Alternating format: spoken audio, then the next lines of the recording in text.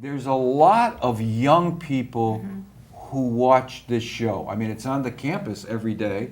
And given all the audience, the demographic of our audience, it's also interesting to people because what would you tell, especially the young women nowadays who may be thinking of starting their own company? What would you tell them? I would tell them, Loretta and I had this conversation prior to her opening her business. I would tell them, do it if you must do it. It's not an easy road, but it's rewarding and it's satisfying. But it's a lot of work, and pre-plan, and make sure your ducks are in a row as much as possible, because it's hard to, you don't know what's going to happen once you're in there, but do as much planning as possible and persevere and have resilience and keep your eye on the ball. So Maria, tell me, what do you tell them about the money part of it?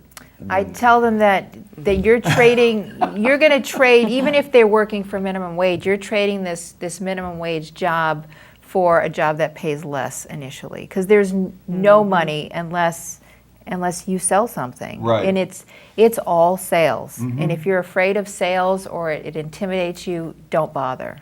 So you're talking to some young woman, Sasa, right? Yes. You've been through the wars and still going through them. Yes. Right. Still going through them. So you say to this young woman what?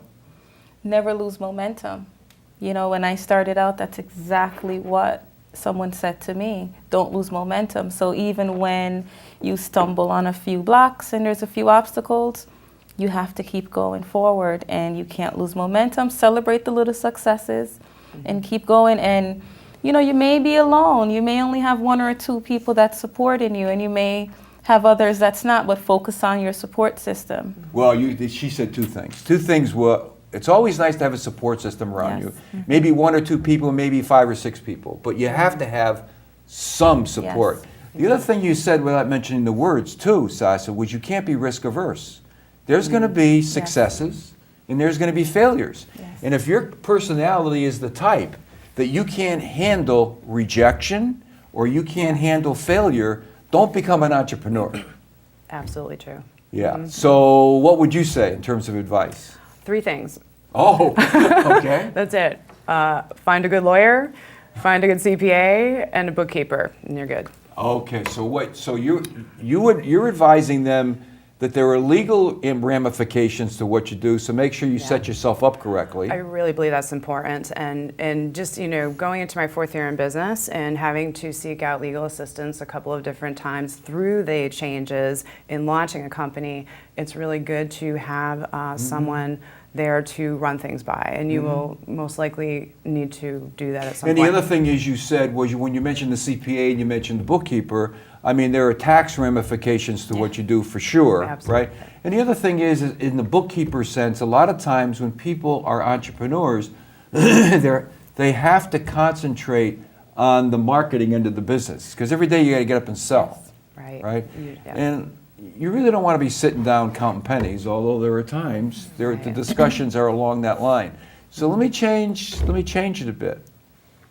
When you're counseling a young woman, it's one thing, because unless they have wealthy parents, chances are they do not have money, right? So let's say they're in their 20s, Sasa, right? And you're having this conversation with someone in the 20s, and you just gave her that advice. What about someone who's been in corporate life? Right? And now they're in their 30s or their 40s or their 50s. And to the point Loretta made before, I've had enough of corporate life. I want to control this thing myself. I may have family circumstances, etc. So what do you say to the more mature woman, the one that's in the 30s, 40s, and 50s, and they're saying, I want to try entrepreneur? You'd say the same thing? You know, I would, but I would also say do your research. Do your research, have all your ducks in a row. You're not just going to jump out there and it's not going to be a walk through the park. You're going to have to, as some very wise woman once said to me, earn everything. No one's going to give you anything. And that was some advice Maria gave me months ago. Everything that you're going to get in business, even if it's a loan from the bank, even if it's an investor, no matter what, you will have to earn it. And that's by showing you've worked hard, you've done your research. All right, so you're having this conversation with me. I'm emulating being a more mature woman here, Yes. Sasa. So I say to you, Sasa, I want to be an entrepreneur. I want to leave the corporate life for reasons A, B, and C. And I say to you, so should I quit my job and just jump into this thing, or what should I do? You need to plan out. You need to plan out, and that's where your CPA come in. So you need to plan out and make sure that you have your rainy day funds, because you will have some rainy days, but you need a backup and a support system. So Okay. no, you can't just quit your job. I thought about this for over a year, and everything just kind of continued to line up in one direction, that until I do this. So is the old axiom true, don't quit your job until you have a job? Sort of. Sort of. Yeah, at some point, I think you need to just jump completely into the pond, because playing 2 Yes. feet in the pond, in 2 different ponds, doesn't fully work. But you still have to eat, you still have to pay your bills. Your mortgage company is not going to say, oh, well, you're starting a business, we'll give you some time. They don't care. So you can start off small and start to build it up, and then go all in.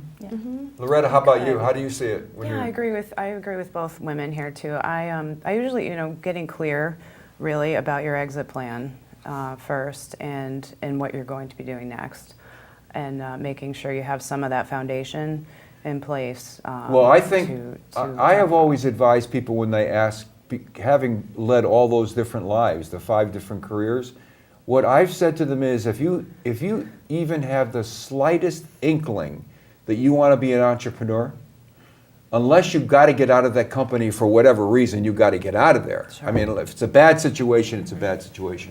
What you really ought to do is you ought to make the decision to be an entrepreneur, and you ought to say, I'm going to be an entrepreneur, pick a date, 6 months, 1 month, 2 years out there. And what you ought to do is, just like you do in business, you create that reserve fund account. Yes. And every month you take a little bit and you throw some in there, so when you decide to take the jump, if something goes wrong, and it will, there's something there for you to reach back and take, right? Absolutely, good Exactly advice. true. Okay, so speaking of home and personal decisions, etc., tell me, ladies, do you work from home? Do you work in an office? Do you work in both? Pluses, minuses? We work everywhere. I was going to We say, work you everywhere. work everywhere you go. Of course, It's like- moving targets are hard to hit. Yeah. So tell me about your working everywhere. Well, we have an office, Right. but I am also a business partner with my husband. Right. So that's a lot of togetherness all day. So we also have a home office.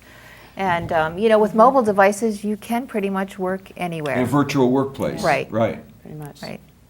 How Yeah, about, similar. I have an office in Glastonbury near Maria's office, and I also have a home office, and work at Starbucks and Panera Bread and anywhere else. oh, you mean when you're having meetings and that Yes, kind of thing? yeah, Yeah, you're sure. moving So- around. Yeah, but I really like having an office. I really think it structures. When you're an entrepreneur, a lot of times you will work from home to start, and I did do that initially. And How'd that then, work out for you, And then I Loretta? went.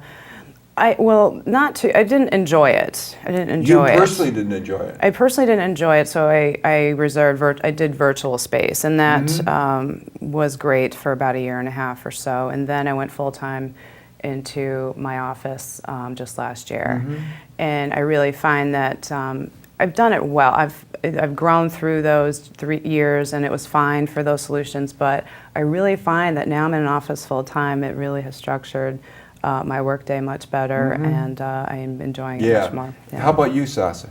Well, I have an office space also, but as a visiting nurse, everyone's home becomes an office at the time. So the office for me it ranges from being in the actual office. Sometimes I'm at home and I work from home, which I hate doing also, because there's no separation between work, home, Yeah, and that's you just keep rolling through the day and you don't know when Stop, to stop. Sasa, That stop. was it.